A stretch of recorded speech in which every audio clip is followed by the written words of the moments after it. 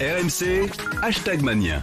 Allez, Charlemagnien, l'actu des réseaux sociaux, évidemment, on a vu du jaune partout ce week-end sur Twitter et Facebook. Les images des points de blocage particulièrement relayées, les scènes de tension, les altercations entre automobilistes et gilets jaunes, mais plusieurs vidéos aussi très bon enfant ont connu un franc succès, des gilets jaunes qui chantent, qui dansent dans la bonne humeur.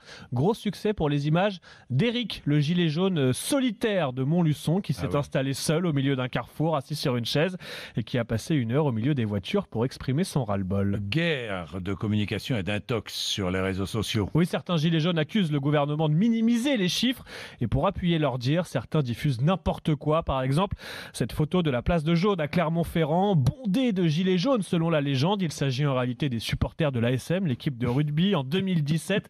Mais la photo a été partagée près de 100 000 fois sur Facebook ce week-end. Idem sur Twitter, photo sur laquelle on voit plusieurs milliers de gilets jaunes et oranges bloquer une autoroute. Image là aussi très partagée, mais elle date de 2014 lors d'une manifestation en Suisse, comme l'a montré l'AFP. Enfin, comme toujours, un peu d'ironie ce week-end. Par exemple, hier soir, plusieurs tweets de lycéens qui espèrent que les gilets jaunes bloquent les transports scolaires ce matin. Ou encore cet internaute qui s'inquiète, il faut absolument régler cette crise avant l'été, parce que j'imagine à peine notre bronzage avec le gilet jaune.